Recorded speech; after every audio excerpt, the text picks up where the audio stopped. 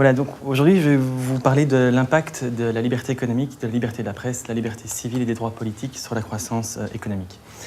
Nous sommes partis d'une intuition qui était que lorsque nous vivons dans un pays libre où les informations peuvent s'échanger, où on a accès à de l'information, on est capable de pouvoir générer de l'activité économique et donc que ça impacte positivement la croissance économique. On s'est alors penché sur la littérature. Et la littérature nous montrait qu'au niveau de la liberté politique, celle-ci avait généralement un impact significatif sur la croissance économique. On a investigué d'autres types de libertés, comme la liberté économique, et là, on s'est retrouvé face à de la littérature avec un point de vue tout à fait multiple, à savoir, certains auteurs nous disaient oui, ça impacte positivement la croissance économique, d'autres nous disaient non, ça ne l'impacte pas, certains disaient en fait, ça n'a aucun impact. Et donc là, on était confrontés finalement à un peu un problème scientifique, en tout cas à une question intéressante et une question qu'il nous fallait investiguer. Et puis on s'est encore posé une autre question, c'est tiens, au niveau de la liberté de la presse, quel est l'impact sur la croissance économique? Et là, à nouveau, la littérature nous disait, elle a un impact positif sur la croissance économique parce qu'elle permet notamment à un pays d'avoir une rétroaction positive lorsque des mesures libertaires sont par exemple prises. Et de mon côté, j'ai aussi investigué sur les effets de contiguïté, à savoir, tiens, quand un pays J contigu à I voit ses libertés évoluer. Quel est l'impact sur le pays I, au niveau de sa croissance économique, de cette modification des libertés dans le pays voisin? Nous avons considéré encore d'autres variables, qui sont des variables généralement utilisées quand on veut expliquer la croissance économique, comme l'effet de rattrapage, le capital physique et le capital humain. Et sur cette base, nous avons construit notre modèle en intégrant comme variable d'intérêt les 4 libertés évoquées, parce qu'on va diviser en fait la Freedom in the World Index en 2 indices, je vais y arriver, et puis une variable de contrôle. Comme tous ceux qui suivent l'actualité, vous avez entendu parler de la potentielle guerre économique qu'engendrerait les décisions prises par Donald Trump de lever des droits de douane sur les importations européennes et chinoises. Ce fait d'actualité prouve bien que la mondialisation a une nature à exacerber la concurrence entre les États. Et dans ce contexte-là, je me suis dit que c'était intéressant de se pencher sur certains déterminants de la compétitivité des pays. Et plus particulièrement, si on lève l'hypothèse d'homogénéité des biens, on peut considérer que la qualité est un déterminant de cette compétitivité, plus particulièrement de la compétitivité structurelle, qui se définit comme la capacité d'une entité économique à résister à la concurrence par tout autre moyen que le prix. Et donc c'est bien ça l'objet de mon mémoire, c'est la compétitivité structurelle que j'ai voulu aborder par le biais de la question suivante. Quel est l'impact de la qualité des produits sur le niveau des exportations? Alors pourquoi le niveau des exportations? Parce qu'on peut se dire que c'est quand même un bon indicateur de la capacité d'un État ou de plusieurs États à résister à la concurrence. En effet, quand le niveau des exportations augmente, on peut se dire que cela témoigne de la capacité d'un État à résister à la concurrence des autres États. Alors quant à la représentation de la qualité, moi j'ai sélectionné 2 approches dans mon mémoire. Une première qui consiste à dire que la qualité résulte uniquement de l'investissement en recherche et développement. C'était l'approche qu'on avait prise dans le cadre du travail de groupe. Pourquoi? Parce que l'investissement, la recherche en développement, l'activité de recherche en développement, présente des caractéristiques d'un bien public, c'est-à-dire qu'elle est non rivale et non exclusive, et de ce fait génère des externalités. Les connaissances qui découlent de ces activités se transmettent aux recherches qui ont lieu au même moment et également aux recherches qui ont lieu dans le futur. Et donc par cette diffusion de connaissances, s'ensuit une amélioration de la qualité des produits et puis évidemment une augmentation des exportations. La deuxième approche qui est un peu complémentaire, c'est de dire que finalement la qualité résulte d'une combinaison de facteurs. La connaissance qui découle de l'activité de recherche et développement se diffuse à travers les relations qui unissent les acteurs économiques. L'ensemble de ces relations est appelé en économie capital social. Et il faut évidemment que, pour les valoriser, il faut que les acteurs économiques disposent des capitaux humains suffisants. Donc une économie qui disposera d'un fort capital social, d'un fort capital humain et qui investira beaucoup en recherche et développement générera de l'innovation. Encore faut-il que cette innovation se concrétise dans la production de biens. Et là, le rôle de l'entrepreneuriat est déterminant. L'entrepreneur va puiser dans le stock d'opportunités innovantes pour mettre sur le marché des produits de meilleure qualité et ce qui va amener à l'augmentation des exportations. Alors évidemment, il n'y a pas que la qualité qui détermine les exportations, il y a aussi la contrainte d'offre. Un pays qui utilise ses capacités de production à 100%, s'il voit sa demande augmenter, va pas pouvoir être capable d'y répondre puisque tout simplement ses capacités de production sont utilisées au maximum. L'intégration des commerciales des pays émergents, puisque aussi lorsque les pays émergents intègrent le commerce international, ça augmente la concurrence et ça peut impacter négativement le niveau des exportations des pays déjà présents dans le commerce international. Et puis les déterminants classiques que sont le niveau des prix et la demande adressée des autres pays étrangers. Eh bien, bonjour à tous, Jonathan Liben. Merci d'être là. Je vais vous présenter donc mon mémoire. Pour vous donner plus précisément le sujet, voilà, je ne l'ai pas mis sur le titre, ça ne rentrait pas. Donc, quel est l'impact de la présence d'une agence, d'une compagnie d'assurance sur le nombre de contrats pris dans la région alentour? Donc, évidemment, je vais définir tout de suite plus précisément de ce dont il s'agit. Donc, comment est-ce que j'ai organisé cette présentation? Tout d'abord, on va discuter un peu du thème et de la question qui ont été posées. Ensuite, une petite revue de la littérature, suivi de l'explication du modèle et de la méthode. Enfin, une petite description rapide des données pour voir sur quoi je me suis basé. Et alors, finalement, les résultats qui sont sortis de cette analyse et une petite conclusion. Okay. Alors, tout d'abord, le thème et la question. Donc, le thème général, comme on le lit très rapidement dans la question, c'est donc les assurances, le milieu des assurances. Donc, un peu plus précisément, c'est le milieu des assurances au Luxembourg. D'accord ? Et on va se baser sur deux choses importantes, donc la notion de contrat, c'est-à-dire un contrat qu'on accorde à quelqu'un, un contrat d'assurance, et la notion d'agence. Et donc on va essayer de quantifier le lien qu'il y a entre ces deux concepts. Donc la fameuse question qui a été raffinée, au début cette question était assez simple, c'était voilà, quel est finalement l'impact entre la présence d'une agence et les contrats qui sont pris alentour. De façon un peu plus précise, c'est quel est l'impact de la présence d'une agence vraiment sur les contrats qui sont pris alentour. Alors il y a la notion de région qui est importante. Notion de région, ici ça va être quoi? Ça va être une commune. C'est-à-dire une commune au Luxembourg, ça peut faire quelques kilomètres carrés, rarement plus. Okay. Et enfin, on a ce fameux besoin historique. Pourquoi je dis historique? Parce que c'est un peu dans les mentalités, parce qu'on le remarque assez vite, de maintenir des agences. On imagine mal une assurance entièrement digitale. On prend le secteur bancaire par exemple, c'est toujours les agences bancaires sont toujours aussi présentes, et même s'il y a des exceptions telles que KeyTrade par exemple, qui sont quasiment uniquement en ligne. Donc voilà, ces deux choses-là ont donné envie de poser cette question. Bonjour à tous, je vous présente ce soir mon travail de fin d'études qui traite de l'impact du niveau d'investissement en recherche et développement sur le niveau des exportations. Et donc pour structurer mon exposé, je vous propose de faire une brève introduction, de poursuivre avec la revue de la littérature. Je m'attellerai ensuite à la description des données et du modèle, en poursuivant directement avec les résultats pour terminer ensuite par quelques conclusions. Je vous céderai par après donc la parole pour la séance de questions-réponses. Plusieurs articles de presse de l'actualité économique font référence au fait que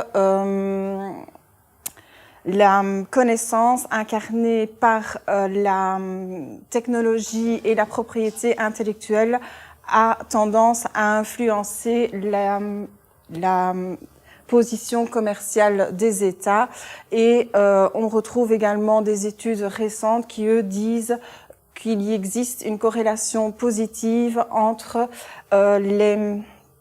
le prix relatif et le niveau des exportations lorsque l'effet de qualité est pris en compte.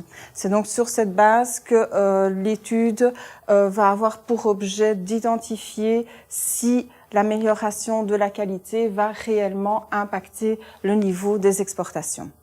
Et donc, au vu de l'importance de l'investissement en recherche et développement, un objectif a été fixé par le Conseil européen dans le plan stratégique Europe 2020 pour demander aux États d'investir à concurrence de 3% de PIB vers la recherche et le développement. Et ceci notamment parce qu'il est estimé, comme le dit la littérature, que les investissements en recherche et développement vont avoir pour effet de permettre le développement de produits plus attractifs et donc ils vont générer, toute autre chose égale par ailleurs, des externalités positives et donc être porteuses de croissance. Par ailleurs, nous retrouvons des modèles économétriques plus traditionnels qui, eux, vont considérer que les biens sont homogènes et donc vont uniquement expliquer l'évolution des exportations par les prix relatifs et la demande adressée. Il est en effet confirmé, notamment dans le modèle d'Armington, que une augmentation des prix va avoir tendance à réduire les exportations, tandis que la demande adressée va, elle, permettre de l'accroître. À côté de ces études, de nouvelles études récentes, elles vont mettre en avant le fait que les modèles qui se limitent uniquement à la compétitivité prix ne vont pas permettre d'expliquer totalement les évolutions sur les exportations. Et justement, ceci lié au fait qu'ils ne prennent pas en compte tout ce qui est fait hors prix. Et pour cela, la littérature donne deux pistes majeures qui sont celles de la capacité de production et donc liées à la contrainte d'offre, et l'autre revient à nouveau sur la qualité des exportations.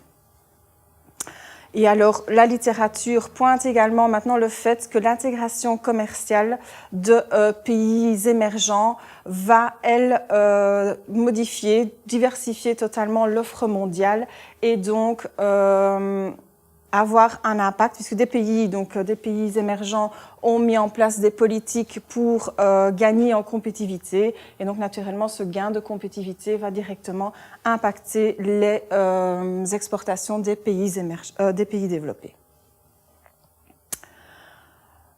L'étude ici s'est concentrée sur les pays de la zone euro et ceci, s'est fait d'une part parce que ces pays-là sont concernés par le plan stratégique, par l'objectif stratégique de l'Europe 2020 et par ailleurs parce que, comme l'a expliqué encore dernièrement dans le rapport de la Banque centrale européenne, il s'agit d'une économie ouverte au niveau de sa compétitivité et de ses exportations.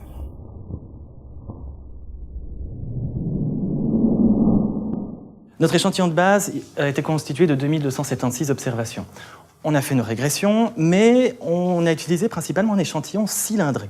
On a demandé un minimum de 20 observations, on est tombé à moins de pays, 76, et entre notre échantillon non cylindré et notre échantillon cylindré, les résultats étaient à peu près similaires. En tout cas, les libertés qui semblaient être significatives l'étaient tant dans l'échantillon non cylindré que dans l'échantillon cylindré.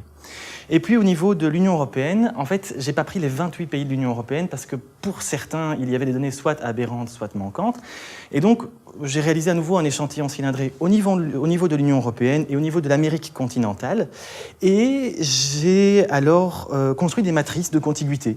Matrice carré 0, 1, 0 pour non contigu, 1 pour contigu, et créé 4 variables, qui est la moyenne en fait de la variable considérée des pays qui lui sont contigus. Donc par exemple pour la Belgique, effectivement, pour la liberté de la presse, prendre la liberté de la presse en France, au Luxembourg, en Allemagne, aux Pays-Bas, et faire la moyenne de cette liberté de la presse pour savoir quel était l'impact alors sur la Belgique.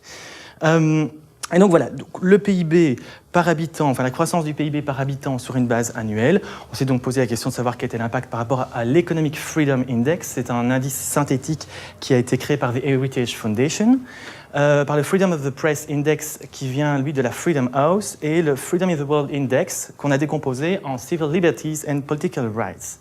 Et puis nous avons utilisé des variables de contrôle qui nous ont été données par l'étude de Patio, qui est vraiment l'étude de base sur laquelle nous nous sommes appuyés. Alors, au niveau du modèle et de la méthode, donc ça c'est la partie la plus intéressante, je pense. Donc le modèle qui a été gardé, donc très évidemment le nombre de contrats, qui est en fonction de quoi? D'un ensemble de choses. Donc on a la présence d'une agence d'assurance Baloise, donc Baloise étant la compagnie d'assurance dont j'ai utilisé les données dans le cadre de ce mémoire.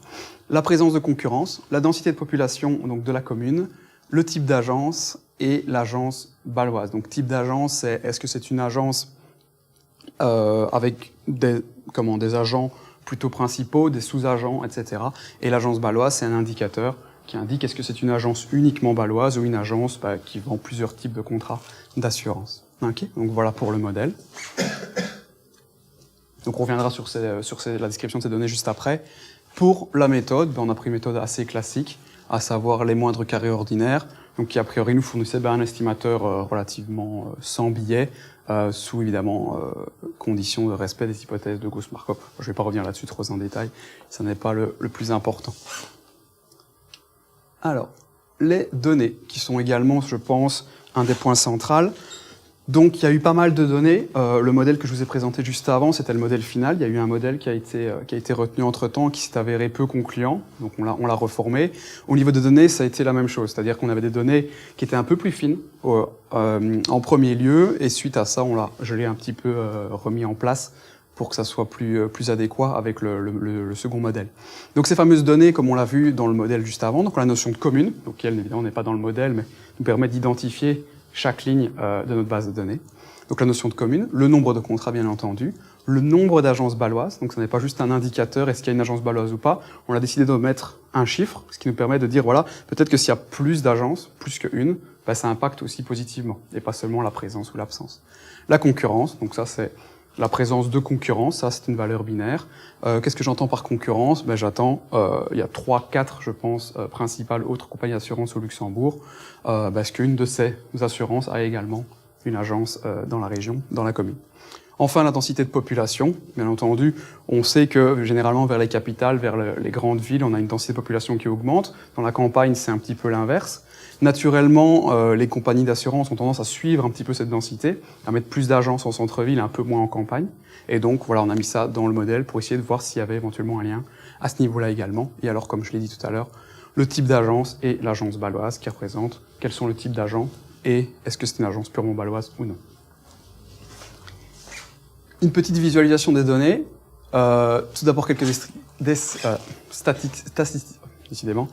statistiques descriptives, 476 observations. Alors je dis observations, mais voilà, la base de données a été reformée, plein de sources hétérogènes qui ont été remises ensemble, qui ont été travaillées. Donc au final, on avait 476 observations, c'est-à-dire lignes dans la base de données. Le maximum de contrats dans une commune, on s'est rendu compte que c'était 70 862. Maximum d'agences dans une commune, 74. Donc on voit qu'il y a vraiment certaines communes où il y a énormément d'activités. Nombre de contrats moyens par commune, 793. Et alors, présence moyenne, donc là, encore une fois, la concurrence est une valeur binaire, hein, donc ce chiffre-là est un petit peu bizarre. Mais on voit que ça penche plutôt vers le 0, assez étonnamment. Donc peut-être cela pourrait indiquer que Baloise s'est réparti dans un peu plus de communes que la concurrence. Mais voilà, sans plus analyse plus approfondie, évidemment, difficile de tirer des conclusions.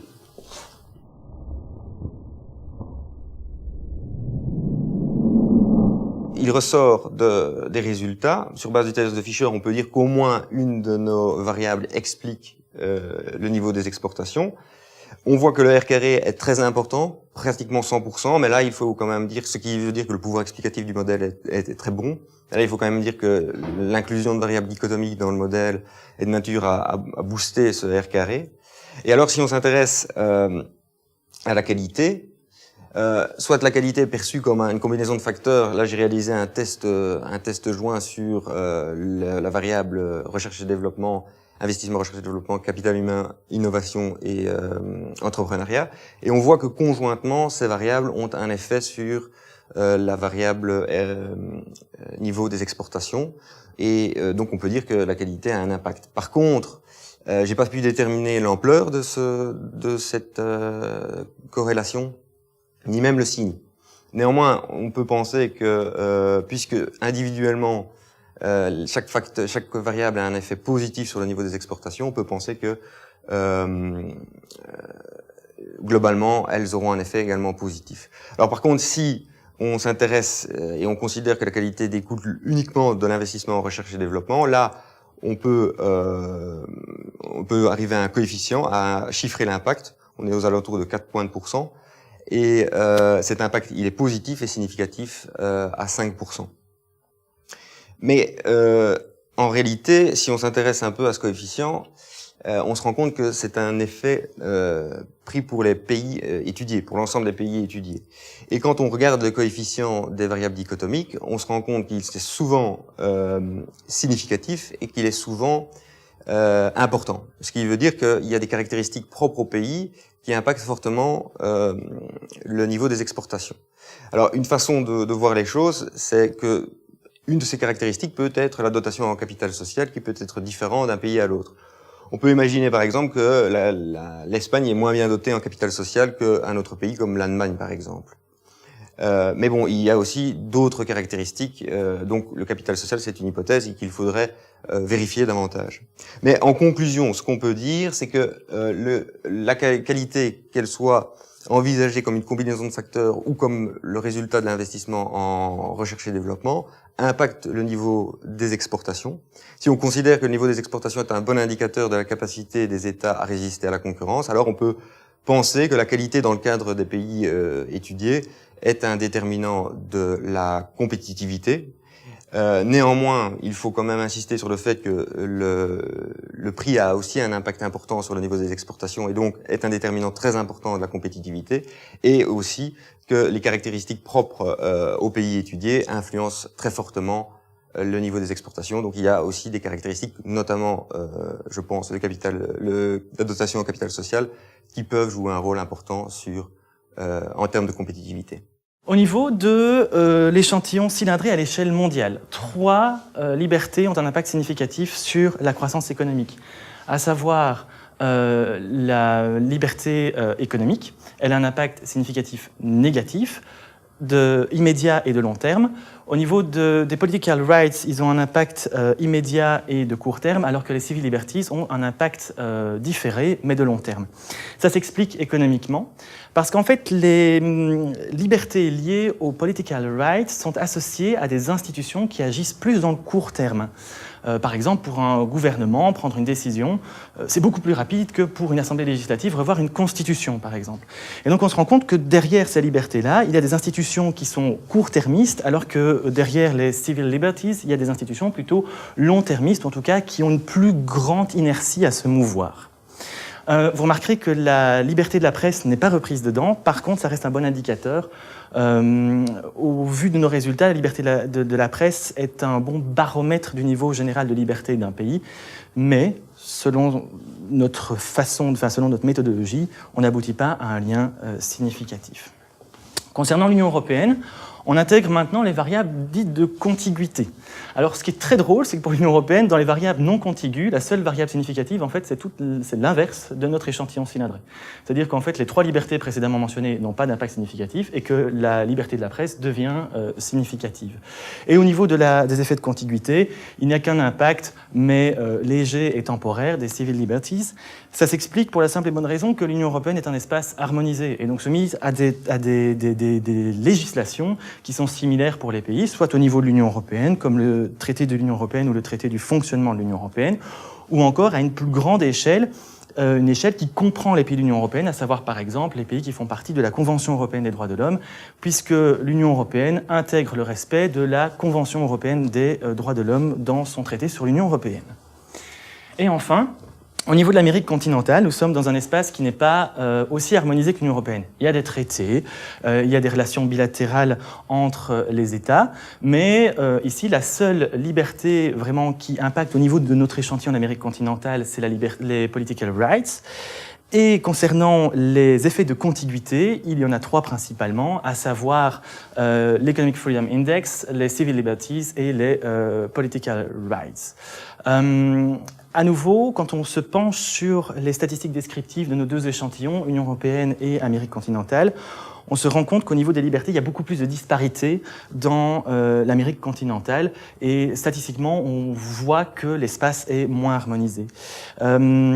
Et la littérature explique alors ces variations de liberté, cet impact de contiguïté, par le fait que les pays sont beaucoup plus alertes à ce qui se passe autour d'eux, alors que dans l'Union européenne, globalement, il y a des discussions qui sont prises en commun, et c'est vraiment un grand paquebot qui bouge d'un seul et même mouvement.